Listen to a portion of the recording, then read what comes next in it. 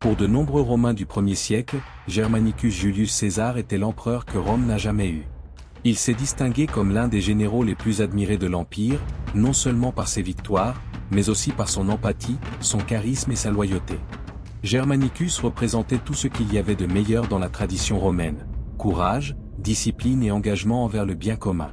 Cependant, son destin a été marqué non seulement par les batailles qu'il a menées, mais par des intrigues, des trahisons et des sacrifices personnels qui révèlent à quel point il a été façonné par la complexité du pouvoir à Rome. Né en 15 avant Jésus-Christ, Germanicus appartenait à l'une des familles les plus nobles de Rome. Il était le petit-fils d'Auguste, le premier empereur, et de Marc-Antoine, une figure centrale des dernières années de la République. Son père, Nero Claudius Drusus, était l'un des principaux généraux d'Auguste, connu pour ses campagnes réussies en Germanie. C'est en son honneur que Germanicus a hérité de ce titre, un nom qui deviendrait presque un symbole de mission pour lui. Lorsque Drusus mourut en 9 avant Jésus-Christ. Après une chute de cheval lors d'une campagne, le jeune Germanicus, alors âgé de seulement 6 ans, se retrouva avec une énorme responsabilité.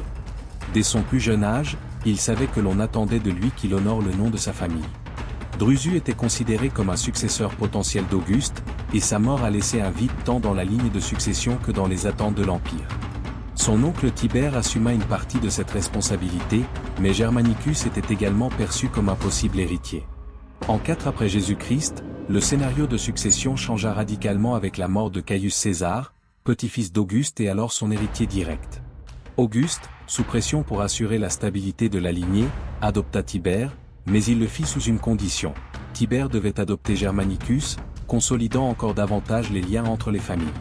Avec cette adoption, Germanicus reçut le nom de Julius César, évoquant la mémoire et le prestige d'une lignée qui remontait à Jules César lui-même.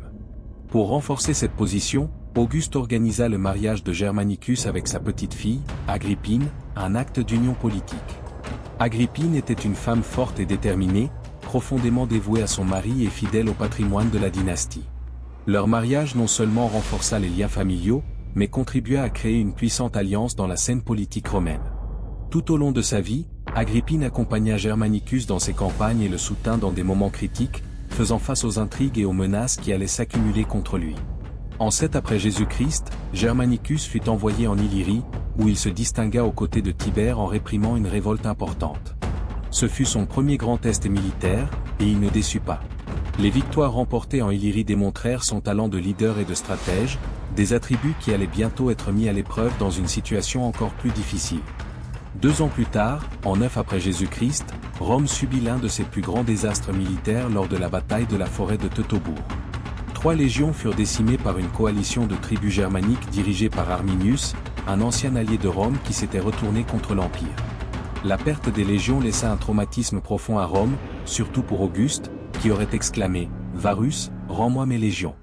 Pour les Romains, Teutobourg ne fut pas seulement une défaite, mais une humiliation nationale. La vengeance contre les tribus germaniques devint une obsession pour beaucoup, et Germanicus, avec son titre et son héritage familial, était le candidat idéal pour mener cette mission. Il reçut la tâche de défendre et de consolider la frontière du Rhin, en établissant des bases et en renforçant la présence romaine dans la région. Lorsqu'Auguste mourut en 14 après Jésus-Christ, Tibère prit le trône, mais la transition de pouvoir fut turbulente. Les légions, qui avaient servi fidèlement Auguste pendant des décennies, étaient désormais agitées sous le nouvel empereur. La frustration des troupes, en raison de bas salaires, de mauvaises conditions et du long service, explosa rapidement en mutinerie.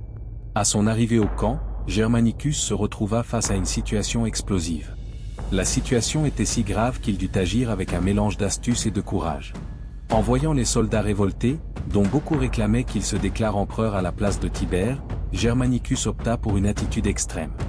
Il dégaina son épée et menaça de se suicider, un geste dramatique qui laissa les soldats surpris et émus. Certains, touchés, reculèrent, tandis que d'autres, plus cyniques, lui offrirent même leurs propres épées, testant sa détermination. Pour calmer les esprits, Germanicus forgea alors une lettre de Tibère, promettant de répondre aux demandes des soldats. Cela calma initialement la mutinerie, mais lorsque la fausseté fut révélée, la situation devint encore plus tendue. Dans un geste risqué, Germanicus organisa secrètement l'exécution des chefs de la révolte, réduisant au silence ceux qui auraient pu inciter à une nouvelle insurrection. De cette manière, il rétablit l'ordre, mais au prix de décisions difficiles et dangereuses qui auraient pu compromettre sa propre position. Avec la situation sous contrôle, Germanicus mena une série de campagnes punitives en Germanie. Ses légions étaient avides de vengeance, et il utilisa cette soif de justice pour motiver ses troupes. Dans une série de confrontations avec les forces d'Arminius, Germanicus montra une grande habileté tactique. Il lança des attaques rapides et précises, avançant toujours plus profondément dans le territoire ennemi. Même sans une victoire décisive, il récupéra une partie de l'honneur romain, marquant la reprise de territoire et établissant une présence forte en Germanie.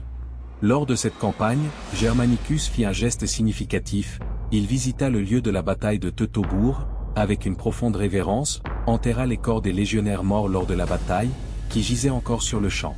Cet acte eut un impact émotionnel profond sur les troupes et sur le peuple de Rome, car il représentait le respect et la révérence de Germanicus pour ceux qui étaient tombés en combattant pour Rome. Cet hommage renforça encore son statut parmi les légions et accroît sa popularité auprès du peuple romain. Cependant, le succès de Germanicus commença également à susciter des jalousies et des craintes à la cour de Rome, notamment chez Tibère, qui commença à le voir comme une menace potentielle. Les victoires et la loyauté des légions envers Germanicus éveillèrent des soupçons chez l'empereur, qui craignait que Germanicus ne puisse usurper son trône. Ainsi, même après les succès en Germanie, Germanicus fut rappelé à Rome, sous prétexte de nouvelles missions. Pourtant, sa popularité ne cessait de croître. Il fut envoyé en Orient pour résoudre des questions diplomatiques, mais sa santé commença mystérieusement à se détériorer.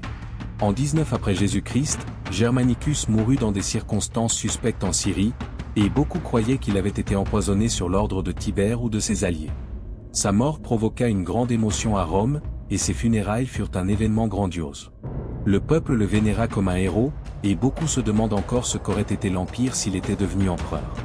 Bien qu'il ait été tragiquement empêché d'atteindre le trône, Germanicus est resté une figure inspirante dans la mémoire de Rome, l'empereur que la ville n'a jamais eu. Son histoire de bravoure, de tragédie et d'honneur est rappelée comme un témoignage des complexités et des sacrifices auxquels étaient confrontés ceux qui cherchaient à servir Rome. Dans notre prochaine vidéo, nous explorerons l'héritage de Germanicus et comment sa famille a continué d'influencer le cours de l'histoire romaine. Si vous avez aimé ce contenu, n'oubliez pas d'aimer, de vous abonner à la chaîne et d'activer la cloche pour ne pas manquer les prochains épisodes de cette série épique sur les grandes figures de l'histoire romaine.